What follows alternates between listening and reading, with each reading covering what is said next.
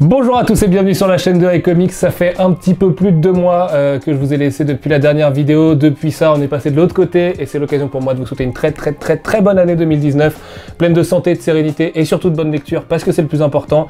C'est toujours pas mon bureau, mais c'est toujours des bons bouquins. Aujourd'hui, je vais pas vous présenter la totalité du programme 2019. Je pense que je ferai plus un thread de Twitter et tout ça pour en parler. Sinon, ce serait un poil trop long et la personne derrière la caméra me détesterait.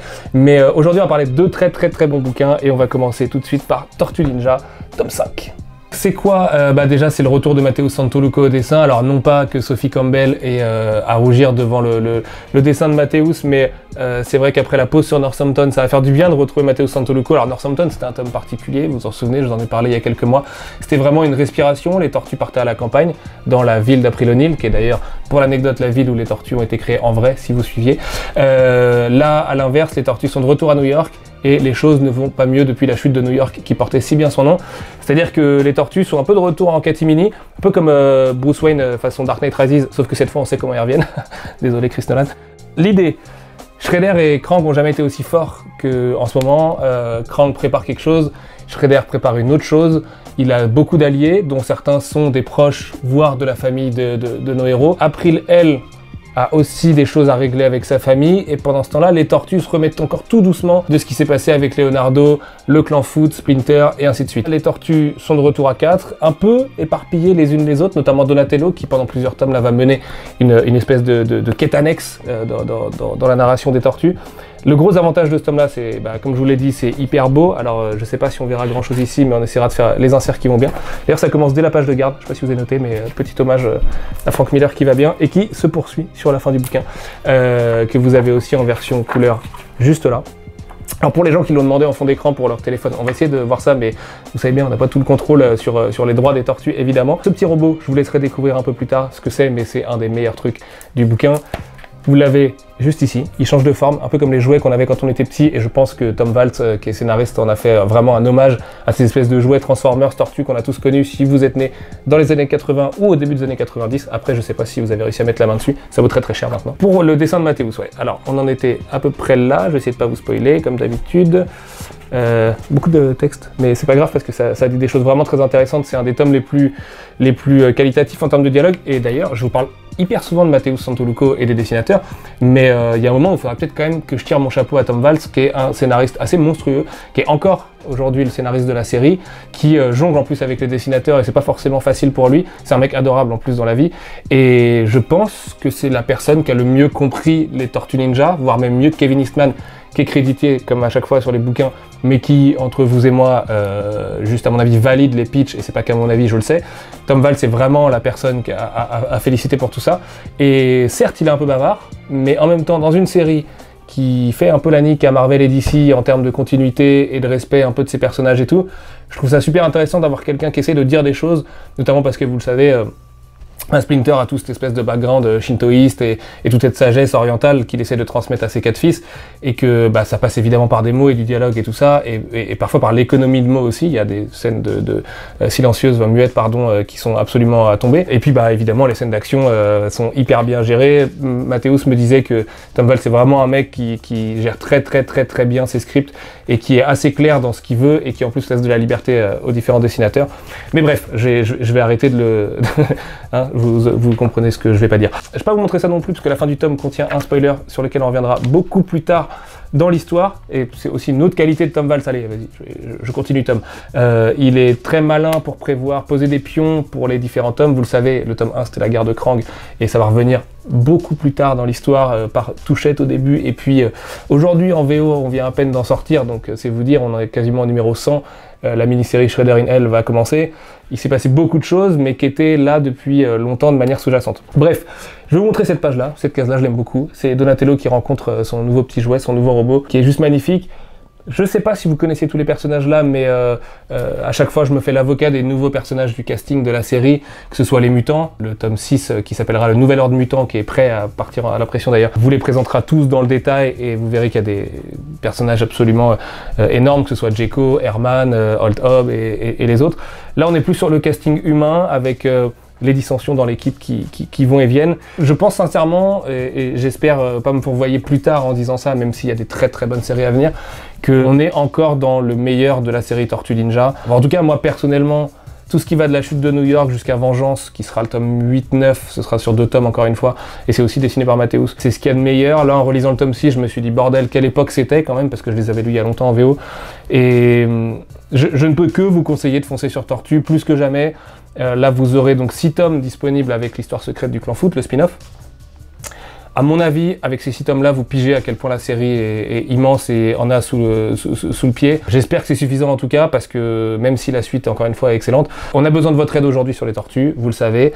J'espère vous donner des très bonnes nouvelles dès cette semaine. Alors je sais pas trop quand la vidéo sera diffusée, mais on est lundi 14 janvier là, sur la publication du tome 0 Omnibus pour les complétistes qui reprendront les tomes Soleil à l'époque, qui sera un bon gros bébé comme ça, et sur son mode de distribution notamment, parce que c'est un des trucs qui aujourd'hui m'empêche encore d'en parler. Même chose d'ailleurs pour le tome classique de Kevin Eastman et Peter Laird, donc les histoires de 84 en noir et blanc, qui normalement arriveront pour la rentrée littéraire cette année, mais qui pourraient peut-être arriver un peu plus tôt, puisque vous le savez peut-être, Kevin Eastman sera en Belgique pour Fact dans quelques mois. On essaye de faire quelque chose avec lui. Pour l'instant, rien n'est fait, mais je vous jure qu'on travaille. Alors, c'est pas mon ordi, mais j'envoie tous les mails qui vont bien pour ça. Et voilà, le même message que d'habitude. Soutenez les tortues, soutenez les tortues, soutenez les tortues. On va essayer de faire pas mal de concours là pour vous en faire gagner. Si vous n'avez pas les moyens, eh ben, essayez de jouer au concours. Si vous avez les moyens, vraiment soutenez ce bouquin. Ça le mérite pour de vrai. Vous perdrez pas votre argent. Mathéus, c'est un dessinateur exceptionnel. Tom Valls, c'est un très bon scénariste. C'est le meilleur truc super-héroïque avec une continuité que vous pourrez lire là, en ce moment et pendant quelques années. Donc venez, on est bien avec nos 4 petites tortues, et puis bah on va changer de registre drastiquement, puisqu'on va partir du côté de la fantaisie barrée politique de Steve Skroce avec Maestros, qui est juste un de mes bouquins préférés de tous les temps, donc je suis très content de vous le présenter. Qu'est-ce que c'est, à part un titre coup de poing, un tome one-shot qui du coup vous permettra de le lire, de le découvrir et de le digérer d'un coup d'un seul. Après les fêtes, ça fait du bien d'ailleurs. C'est, je dirais, de la fantaisie urbaine caustique. C'est un peu plus adulte, dans le sens cul aussi, que Terry Pratchett. C'est entre Gaiman et Terry Pratchett, tout en étant fait par un Américain, qui est sûrement d'ailleurs le plus britannique des Américains. Steve Skroce, vous le connaissez pour plusieurs raisons, notamment parce que c'est le storyboarder de Matrix et de V pour Vendetta. Il a fait d'autres choses comme iRobot et tout, mais comme j'aime pas le film, je le dis pas. C'est un mec qui est absolument adorable, et je reviendrai d'ailleurs sur un point plus perso un peu plus tard, puisque ça me tient vraiment à cœur et que il a fait des efforts assez considérables pour que ce bouquin soit dans mes mains aujourd'hui et dans les vôtres bientôt. C'est aussi lui qui a fait We Stand on Guard avec Brian Kevough l'année dernière. D'ailleurs, vous avez un blurb de Brian Kevough, donc scénariste de Saga, Paper Girls et tout, que vous retrouvez chez La Concurrence, qui sont des très bons bouquins, qui est juste ici là. Où commencer avec Maestro, j'en sais rien, à vrai dire. C'est pas comme si j'avais révisé mon texte comme d'hab. Le Maestro est le fils de l'ancien Maestro, qui se fait assassiner en page 1, qui est lui-même le maître absolu de l'univers et d'un royaume qui est vraiment un royaume de high concept, de fantasy relativement classique, même si en fait Steve Skroce utilise tous les codes de la fantasy pour parler de notre société moderne, et c'est là où il est proche de Terry Pratchett, et très adulte dans sa mythologie caustique, acide surtout, dans sa façon de développer les différents personnages, à la Neil Gaiman, avec un espèce d'humour qui parfois est gras, parfois est très fin, par-dessus tout ça. C'est un bouquin plutôt politique, comme la majorité des bouquins indés de iComics. Ça se moque très bien de notre fonctionnement actuel, tout en étant très éloigné de tout ça, puisque dès le 2e chapitre, on va partir dans des bastons complètement épiques dans d'autres univers. Alors pareil, je vais essayer de vous montrer, bon ça commence là, hein. D'ailleurs voilà, baston épique, double page, bam bam bam, il y en a partout. Je vous conseille d'ailleurs de checker le storyboard de Matrix sur internet, c'est hyper intéressant parce que il y a une évolution dans son dessin, et en même temps on reconnaît bien le mec. Beaucoup de pleines pages comme ça. Là aussi d'ailleurs, point page de garde, on a joué à la sobriété pour contrebalancer un peu avec le déluge de dessins incroyables que le bouquin propose. Donc vraiment il y en a partout, voilà. Je vous les montre vite pour pas vous spoiler et tout, mais il a clairement pas peur de mettre des coups de crayon un peu n'importe où. C'est évidemment super beau, mais j'ai même pas besoin de vous le dire. C'est surtout super intelligent en fait en réalité, et pour citer Brian Kevough justement, il disait de Steve Skroce qu'il est encore meilleur scénariste que dessinateur, et que s'il l'avait su avant, eh ben, il aurait peut-être pas écrit un bouquin pour lui, il aurait peut-être plutôt demandé à Steve Skroce de lui pitcher un truc qu'il aurait scripté ensuite. Bon, évidemment, il fait le malin, parce que Brian Kevough est sûrement le meilleur scénariste américain à l'heure actuelle, mais ça en dit long quand même sur la qualité de Steve Skroce, qui est accompagné par Dave Stewart, légende de la colo, et par Phonographix, légende du lettrage. Voilà, c'est un casting 4 étoiles. Je ne vais pas trop vous détailler l'histoire parce que il y a vraiment matière à spoiler. C'est 7 gros chapitres. Le bouquin est pas si épais, mais c'est quand même 7 chapitres en VO, dont 2 chapitres un peu plus épais que des floppy issues classiques. Ça a été nommé au Eisner en tant que meilleure nouvelle série l'année dernière. Là aussi, je pense que ça en dit long. Voilà, ça devait sortir en 2018 et je pense que pas mal d'entre vous le saviez puisque quand j'avais parlé du programme 2018, j'en avais fait ma priorité absolue avec I Kill Giants et au final, on a dû le repousser à 2019 parce que Steve pouvait pas être des nôtres en fait pour des dédicaces. D'ailleurs, vous noterez qu'on vous a laissé une belle page blanche pour qu'il fasse des beaux dessins là-dessus. Il y a des choses qui se passent dans la vie qui sont pas toujours drôles et machin et tout sur lesquelles on n'a absolument aucune emprise qui font que Steve peut pas être des nôtres sur Angoulême puisque ces 2 bouquins sortent pour le FIBD à Angoulême comme l'année dernière. D'ailleurs, c'est les bouquins des 1 an de iComics puisqu'on fêtera nos 1 an le 24 janvier. Cette année, c'est le 23, mais l'année dernière, ça devait être le 24 avec Rick and Morty et The Few. Cette année, c'est Tortue et un autre indé, un autre bel indé, un autre beau one-shot. Et voilà, j'aurais vraiment aimé avoir Steve avec nous, c'est pas possible pour plein de raisons. On discute avec plusieurs salons et si vous regardez cette vidéo, vous vous reconnaîtrez.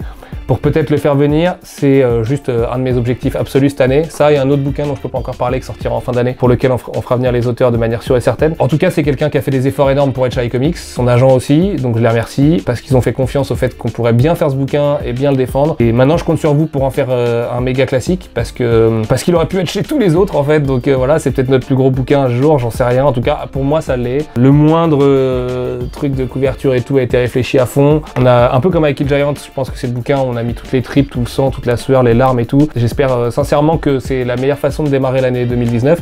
Je pense aussi que le programme édito 2019 est plus solide que celui de l'année dernière, déjà parce qu'il fallait faire nos preuves, et que pour ceux qui n'ont pas Twitter, ça existe encore. On est hyper fiers que iComics soit le 2e éditeur qui a les meilleures ventes moyennes sur les nouveautés 2019. Le premier étant Delcourt, et Delcourt ayant Walking Dead, je pense que ça veut dire beaucoup. Putain de grand merci à vous. Vous pouvez excuser l'impolitesse, les patrons et tout, excusez, désolé. Ça fait hyper chaud au cœur parce que du coup, si on est 2e, ça veut dire que les autres sont derrière et qu'il y a quand même des noms ronflants que moi j'achète encore tous les mois et compagnie qui nous talonnent. Et je suis très fier de l'accueil que vous avez fait au bouquin l'année dernière. Il y a des super indés à sortir cette année, on a une super vague de bouquins Tortue Ninja à venir aussi. Vous le savez, il y a un nouveau film qui est en tournage, il y a la nouvelle série animée là qui vient d'arriver. Les meilleurs tomes de Rick and Morty sont là aussi, on va commencer les spin-offs de Rick and Morty cette année. D'ailleurs, le FCBD sera du Rick and Morty. Donc voilà, je n'ai pas trop grand chose d'autre à ajouter. Je vous fais confiance pour faire de la place à ces 2 beaux bébés. Vous en avez pour 40 € les deux, je crois, si je dis pas de conneries. Alors Tortue, on est à 15,90 et Maestros, on est à 17,90. Ça fait 40 € à la fin, hein. Je suis assez nul en maths, mais ça doit faire quelque chose comme ça. Je pense que Maestros à 17,90 €, c'est là aussi un bel effort de notre part. Vous me direz, en tout cas, si vous trouvez aussi, mais je me suis pas mal battu là aussi pour que le bouquin soit pas cher, un peu comme la trilogie Warren Ellis et I Kill Giants. Donc voilà, je pense qu'on a fait le boulot, à vous de faire le vôtre, et surtout, n'hésitez pas à nous faire des retours sur ces bouquins, parce que y a une fausse légende qui dit que la fantasy ça marche pas en comics, mais il paraît que les one-shots en noir et blanc non plus, et pourtant I Kill Giants c'est notre meilleure vente en indé l'année dernière, pardon. Vous pouvez prouver aux gens qui ont des idées reçues qu'ils ont tort, parce que c'est ce qu'on a fait de mieux avec iComics l'année dernière, et bonne année à tous, et bonne lecture, et ainsi de suite, hein. Lisez aussi tous les bons bouquins qu'il y a ailleurs, il y en a partout, il y en a plein, voilà.